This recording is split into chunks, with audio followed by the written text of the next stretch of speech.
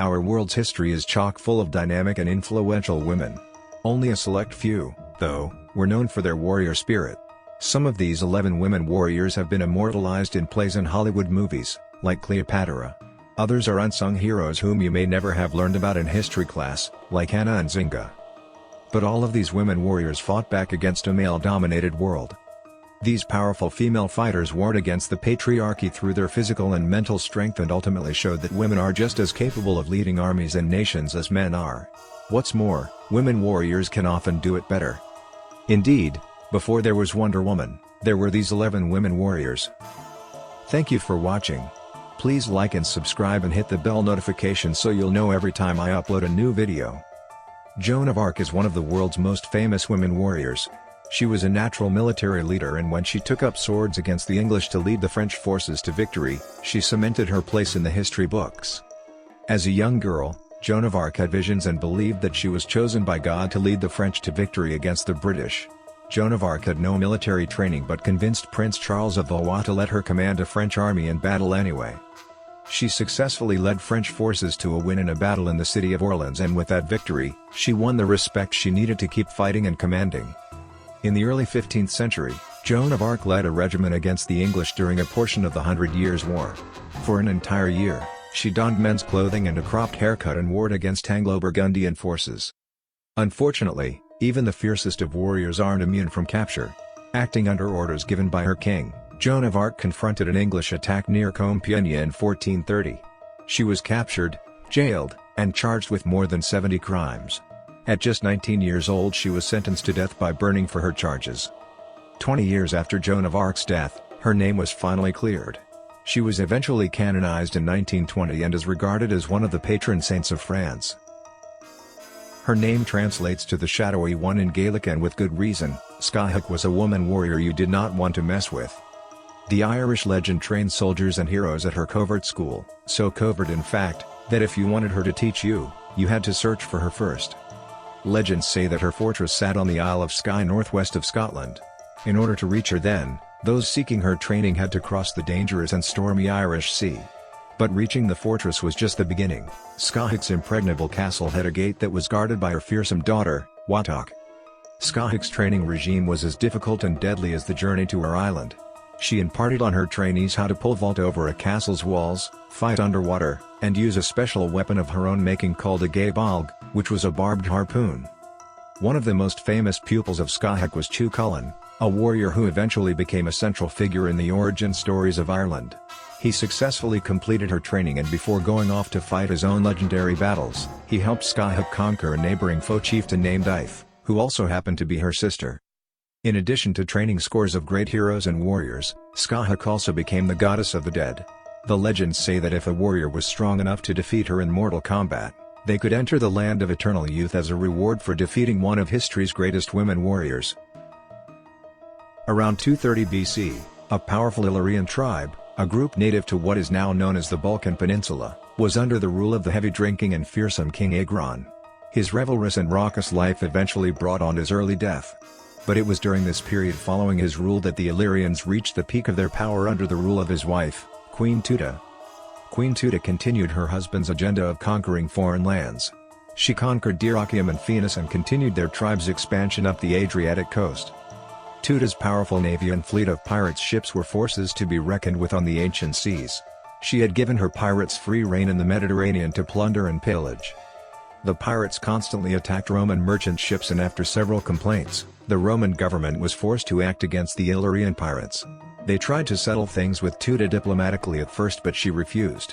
She instead ordered that the Roman ambassador ships be seized. Queen Tuta held one of them captive and killed the other. As retaliation for Tatua's actions against their ambassadors, the Romans declared war on Illyria. They gained control of Illyria and Tuta had to surrender to the Romans. Rome eventually declared peace and allowed Tuta to continue to rule a small region, but she had to recognize their ultimate sovereignty. Queen Tuta refused to accept that level of humiliation and stepped down from the throne. Some accounts say that she lived quietly for many years after her surrender, but others claim that she was unable to deal with the grief of her defeat and committed suicide. It's said that she jumped from the top of a cliff in the Bay of Kotor, which is in modern-day Montenegro. Queen Tuta's military conquests and her refusal to bend the knee to the Romans make her one of history's most headstrong women warriors. The legendary Japanese samurai are more often than not portrayed as men, but some of the country's most formidable warriors were a group of female samurai called the Onibugeisha. They were every bit as deadly and powerful as their male counterparts and were trained using the same self-defense and offensive maneuvers. They used a special weapon called an aganata that was designed specifically for women and allowed them to have better balance because of their smaller stature. One of the most famous Onibugeisha was Tomoe Gozen. In the 12th century, there was no warrior that could match Tomoe Gozen's strength and agility. Around the same time between 1180 and 1185, the Genpei War broke out between two of Japan's ruling clans, the Minamoto and the Taira. Eventually, the Minamoto came out on top and won control of Japan, and if it weren't for Tomoe Gozen they might not have emerged victorious. On the battlefield, she commanded troops who trusted her instincts and she led them to many victories. Before long, the master of the Minamoto clan named her Japan's first true general. In 1184, she led 300 samurais into battle against 2,000 Taira clan warriors. She was one of the only 7 samurais to leave the battlefield with her life. An account of the Genpei War called the Tale of the Haika gives one of the few descriptions of Tomoe. Tomoe had long black hair and a fair complexion, and her face was very lovely. Moreover, she was a fearless rider whom neither the fiercest horse nor the roughest ground could dismay, and so dexterously did she handle sword and bow that she was a match for 1,000 warriors, and fit to meet either god or devil. Many times had she taken the field, armed at all points, and won matchless renown in encounters with the bravest captains, and so in this last fight, i.e. the Battle of Owazu in 1184, when all the others had been slain or had fled, among the last 7 there rode Tomoe. Historical accounts of Tomoe Gozen's life are scarce. While not much is known about her early life or her life after the battle in 1184, she is nevertheless remembered as one of the world's greatest women warriors. The reign of Queen Boudica is one of fearsome revenge and injustice. In 43 AD the Romans conquered southern England. They let several tribal kings continue to rule their people, including Prasutagas, who was the king of the Iceni tribe. King Prasutagas married Boudica and together they had 2 daughters. Because the couple had no male heirs, Prasutagas specified in his will that when he died his land and the Iceni people would be left to Boudica and their daughters. However, when he died in 60 AD, the Romans did not honor his request and annexed his kingdom. They also flogged, beat, tortured and raped Queen Boudica and her daughters. Boudica was not one to sit back let this grievous injustice against her family and her people go without retaliation. She gathered her people and other tribes who had a bone to pick with the Romans and launched a series of savage attacks on their cities throughout England. It is said that her army had close to 100,000 soldiers. They sacked 2 Roman cities including the capital of Roman Britain, Camalodunum. They destroyed buildings, burned cities to the ground and brutally murdered people. Boudica and her soldiers impaled their opponents on spears, cut them to pieces, crucified them, and hung them. However, before she could completely defeat the Romans, they overpowered her and her army. In her rebellion, it is estimated that Boudica and her soldiers killed close to 80,000 people. The story of Queen Boudica's revenge shows just how powerful a scorned woman can be, especially when given a sword. Born to the king of Ndongo, one half of Angola's divided nation in the late 1500s, Ana Nzinga was destined for greatness. During the time she was born and throughout her life, Portuguese missionaries used Angola as a target for their slave trade. The king of Ndongo and the Portuguese worked together at first on the slave trade with the condition that they spared the king's people. However, once the king died the Portuguese saw no reason to uphold their end of the bargain. The Portuguese threw the royal son in jail and took control of the kingdom. Nzinga sought a meeting with the Portuguese governor to discuss her brother's capture and father's betrayal. She went to the Portuguese governor's office and demanded her brother's freedom. She asked too that he release her people from slavery. As the story goes, the governor refused to give Nzinga a chair. Nzinga then told a servant to get down on all fours and she used him as a chair during her negotiations with the governor to show that they were on the same level. Once negotiations were done, she slit the throat of her servant in front of the governor to show him exactly who they were dealing with. The Portuguese promptly released her brother. A short time later, her brother and her nephew died and she became Queen Nzinga of Ndongo in 1624. Many sought to oppose her as they didn't like the idea of a female monarch. Consequently, for a period of time, she had to leave the country. She used her sister as a spy to keep her abreast on what was happening back at home. By 1629, she established a colony within the region, Matamba, from which she continued her battle against the Portuguese. She was able to cut off the slave trade routes by force and created a suitable method of trade and commerce in the area.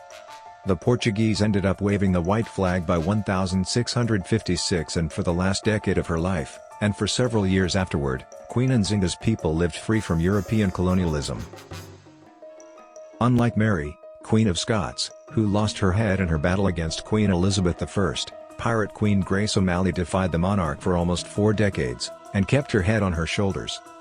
Born around 1530 to the chieftain of an Irish clan on the west coast, O'Malley quickly rose to power. Once her father died, she became the queen of her clan and expertly navigated the political world and formed alliances. She married twice, and with each marriage, O'Malley gained more power in the form of ships and castles. At the height of her reign, O'Malley had countless ships and hundreds of men at her beck and call. Irish history and folklore tell tales of her bravery, seafaring skills, and toughness. According to one story, a Turkish corsair attacked her ship the day after she gave birth to her son, so she jumped out of bed and fought alongside her men, killing their officers, and eventually took over their ship. O'Malley and Queen Elizabeth butted heads in 1558 when Elizabeth sought to increase English control over Ireland. After years of opposition to English rule, Elizabeth sent a massive fleet to squash the O'Malley clan, but the English were forced to retreat with their tails between their legs just weeks later. In 1584, O'Malley seemed to meet her match in Sir Richard Bingham. His brother had killed O'Malley's eldest son and captured her other, but instead of killing her, O'Malley convinced him to give her an audience with Elizabeth. Displaying remarkable diplomacy, O'Malley successfully negotiated the release of her son and the return of her lands in exchange for helping fight England's enemies abroad. She would die the same year as her new ally, Elizabeth, in 1603. Zenobia was the fearless queen of the Palmyrene Empire from 267 to 272 AD. She ignored the rules, took what she wanted, and conquered Roman cities. While under her rule, Palmyra expanded from modern Syria to Turkey and into Egypt. Zenobia was a woman of noble descent, and some accounts say that she might have even been a descendant of Cleopatra. She rose to power after the death of her husband Odenathus, who was the king of the Palmyrene Empire. Their son was too young to rule, so Zenobia took control and ruled as queen regent. Her husband had maintained a friendly relationship with Palmyra's superior, the Roman Empire, and for a while Zenobia did the same. However, by 269, the center of Rome was crumbling, and Zenobia focused on expanding her own empire and strengthening her military. The following year, she broke off friendly relations with the Romans and started to take over their lands. The Roman Emperor Aurelian was not happy with Zenobia's new quest for expansion, so he sent out a campaign to defeat her and claim the new lands that she had won. They clashed in the Battle of Imae in 272. The Roman forces proved to be too strong for Zenobia, and she was forced to flee back to Palmyra, but she was eventually captured when Aurelian laid siege to the city. There are many different accounts as to what happened to Zenobia after her capture. Some say that she was paraded through the streets in chains in a humiliating parade of Roman triumph. Others say that she starved or poisoned herself before reaching Rome, so Aurelian never got the satisfaction of killing her. But most sources claim that Zenobia was taken to Rome, released, and then married a Roman man. The history books might not know exactly what became of Zenobia, but the stories of her conquests during her reign undoubtedly make her one of history's most powerful women warriors. Cleopatra is among the most popular ancient Egyptian figures of all time. She is thus one of history's most famous women warriors. She ruled Egypt as co-regent for nearly 3 decades, using her beauty and the power of seduction in her favor as she gained power during the 1st century BC. As one of the most famous female rulers in history, Cleopatra VII ruled over Egypt as the last part of a dynasty of Macedonian rulers. She first ascended to the throne with her younger brother Ptolemy XIII.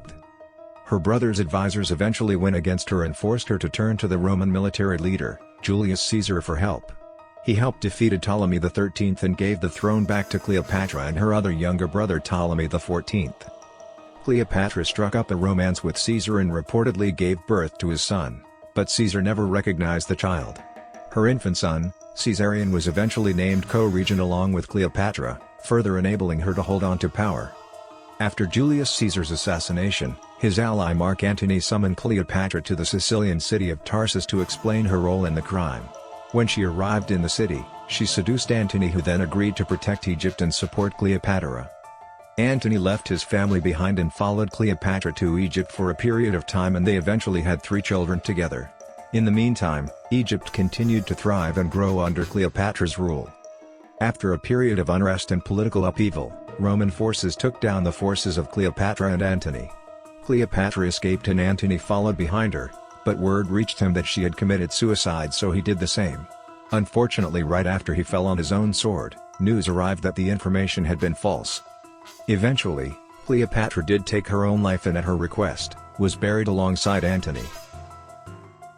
Losyn is one of history's fiercest women warriors, equipped with a sharp mind, top-notch fighting skills, and an uncanny knack for correctly predicting enemy movements.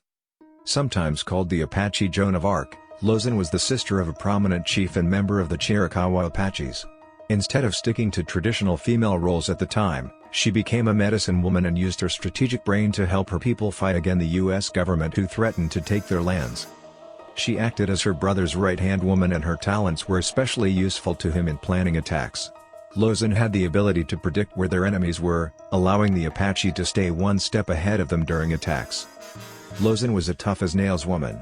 According to one legend, she once gave birth in the middle of a desert while she and her tribe were on the run from U.S. cavalry. The Apache people suffered frequent raids and invasions from the U.S. military in Mexico, and they were never able to stay in one place for very long. In 1877, Losyn and her people left their deplorable living conditions at the San Carlos Reservation, also called Hell's 40 Acres. In the few years after they left, they lost almost half of their people due to raids from the U.S. However, Losyn did not give up. She spent 6 years fighting against the U.S. government alongside famed Apache leader Geronimo until he surrendered in 1885. While imprisoned in Alabama, Losyn died of tuberculosis, but the stories of her bravery and cunning live on. Artemisia I of Caria was a cunning and brave woman who ruled as queen of the Anatolian region of Caria. Her name comes from the goddess Artemis, and it has been said that the warrior queen is one of the only women of the time to have truly had the virtue of courage. She married an unidentified man, but within a few years he died and Artemisia ruled as regent for her young son. At the time, Greece and Persia were at war with each other, and Artemisia chose to align herself with the Persians. Artemisia is most known for her role in the Battle of Salamis in 480 BC. She found herself trapped by a deadly Greek and Persian fleet of ships and literally broke her way out. She rammed her ship into the side of one of her own allied ships in an effort to confuse the enemies. It worked.